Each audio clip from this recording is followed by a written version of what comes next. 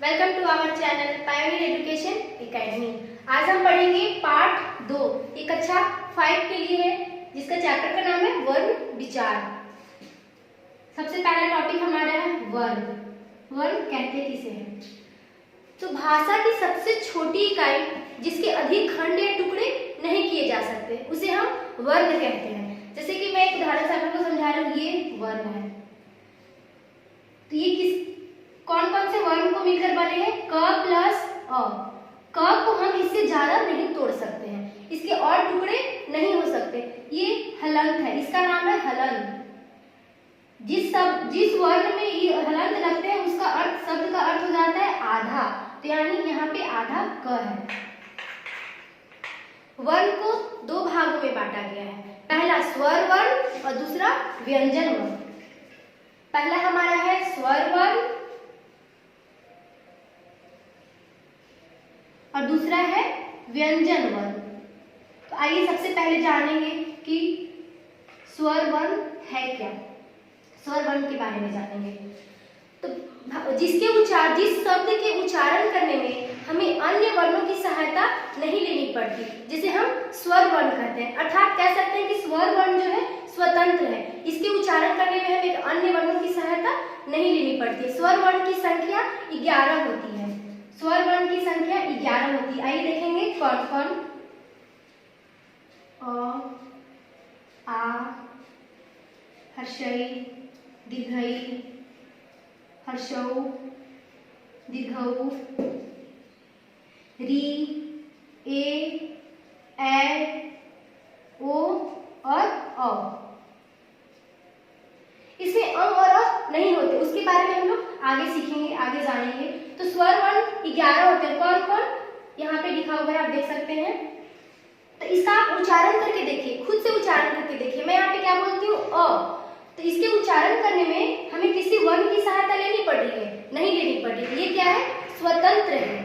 अब हम पढ़ेंगे कि स्वर वर्ण के भेद। स्वर वर्ण को भी दो भेदों में बांटा गया है, दो भागों में बांटा गया है। कौन कौन? आइए देखते हैं। पहला है ह्रीश्व स्वर और दूसरा है हमारा दीर्घ स्वर। दीर्घ स्वर एक एक करके दोनों के बारे में जानेंगे। सबसे पहले पढ़ेंगे ह्रीश्व स्वर। ह्रीश्व स्वर क्या है? तो जिसके उच्चारण करने में हमें बहुत कम समय लगता है उसे हम ह्रीश्व स्वर कहते हैं। चलिए मैं आप लोगों को पिछली क्लास में ले चलती हूँ। आप लोगों ने पढ़ा होगा पिछली क्लास में अ, आ, ई ये पढ़ते होंगे, तो आप लोगों ने सीखा होगा इसको बोलने के लिए क्या? हर्षई, दीर्घई, हर्षौ, दीर्घौ, री, ए, ओ और औ। तो आप लोग को वहां पे समझ में नहीं आता हो कि इसको ह्रीश्व ई और दीर्घ ई क्यों बोलते हैं। तो आइए हम लोग जानेंगे इसका ह्रीश्व ई और दीर्घ ई नाम क्यों पड़ा। क्योंकि उसके जब हम उच्चारण करते हैं तो बहुत कम समय लगता है। जैसे हम बोलिए ई, और ये ई का उच्चारण कीजिए ई, थोड़ा लंबा खींचते हैं। तो ह्रीश्व स्वर जो होते हैं 4 होते हैं। कौन कौन? अ, ई जिसे लोग छोटी ई भी बोलते हैं, उ और री, ये हमारे हैं ह्रीश्व स्वर। ह्रीश्व स्वर की संख्या कितनी है? 4। अब हम पढ़ेंगे दीर्घ स्वर। दीर्घ का मतलब ही होता है बड़ा। दीर्घ का क्या मतलब होता है? बड़ा। तो आइए इसका उदाहरण जानते हैं, परिभाषा। जिसके उच्चारण करने में हमें ह्रीश्व स्वर की अपेक्षा थोड़े ज्यादा समय लगते हैं, जिसे हम दीर्घ स्वर कहते हैं। दीर्घ स्वर की संख्या कितनी है? 7 है। कौन कौन? आ, दीर्घ ई, दीर्घ उ, ए, ओ और औ। दीर्घ स्वर कितने हैं? 7 हैं। अब आप इसका उच्चारण करके देख सकते हैं। आ, पहले मैं क्या बोल रही हूँ? अ। बहुत कम समय लग रहा है, इसकी अपेक्षा आप आ बोलिए। आ, थोड़ा बस अल्प समय क्या लग रहा है? ज्यादा लग रहा है। जैसे कि इसको बोलते हैं ई, इसको क्या बोलेंगे? उ, ये दीर्घ उ है। ए, ओ, औ। तो आप लोग ने समझ लिया। अब हम पढ़ेंगे स्वर के बारे में जान गए और स्वर के भेद को भी जान गए। इसकी कितनी संख्या होती है वो भी जान लिए। अब हम पढ़ेंगे वर्ण के दूसरे भेद। दूसरा भेद क्या है? व्यंजन। व्यंजन वर्ण। आइए इसके बारे में जानेंगे कि व्यंजन वर्ण है क्या। जिसके उच्चारण करने में हमें अन्य वर्णों की सहायता लेनी पड़ती है, अर्थात स्वर वर्ण की सहायता से ही बोली जाती है, उसे हम कहते हैं व्यंजन वर्ण। व्यंजन वर्ण की संख्या होती है 33।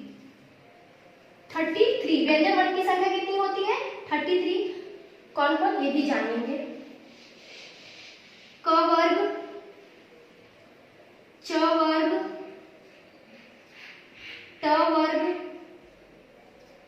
त वर्ग और प वर्ग। और क्या होंगे? य, र, ल, व, क्लाविश, मूर्धनि ष, दंती श और ह। छत्र ज्ञान इसमें नहीं आते, इसके बारे में भी हम आगे पढ़ेंगे, पहले इतना जान लें। क वर्ग कहने का मतलब है इसके वर्ग में आने वाले जितने भी वर्ग इसमें आएंगे उसका नाम दिया गया है क वर्ग। कौन कौन आते हैं क वर्ग में? क आएंगे, ख, ग, घ, अंग। जैसे एक उदाहरण से समझिए, जैसे आप लोग 5 क्लास में पढ़ते हैं, तो जब भी कोई अनजान आदमी आता है या व्यक्ति आता है तो आपसे पूछता है कि ये कौन सा क्लास है, तो क्लास के मॉनिटर या टीचर जो भी होते हैं ये बोलते हैं कि ये वर्ग 5 है या क्लास 5 है। अपने अपनी भाषा में अगर कोई पूछता है तो आप तो प्रत्येक का नाम ले लेकर नहीं बोलते हैं, नहीं ना बोलते हैं, क्योंकि वहां पे इसका एक वर्ग का नाम दिया गया है जिसका नाम है क वर्ग। उसी तरह क वर्ग में आने वाले 5 है, तो अगर इसके बारे में पूछा जाएगा तो हम लोग इसका नाम डायरेक्ट बोलेंगे क वर्ग। ये कौन सा वर्ग है? क वर्ग। उसी प्रकार च से यहाँ तक आने वाले सब उसका नाम रखा गया च वर्ग, ट वर्ग, त वर्ग, प वर्ग।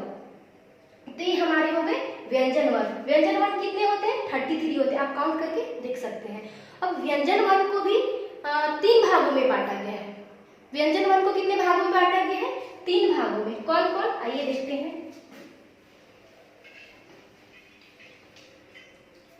पहला स्पर्श व्यंजन। स्पर्श व्यंजन। दूसरा अंतस्थ व्यंजन। अंतस्थ व्यंजन। और तीसरा हमारा है ऊष्म व्यंजन। ऊष्म व्यंजन। तो व्यंजन को भी 3 भागों में बांटा गया है। तो आज की क्लास के लिए इतना ही। Thank you. अब हम मिलेंगे अगली क्लास में इसके आगे के चैप्टर के साथ।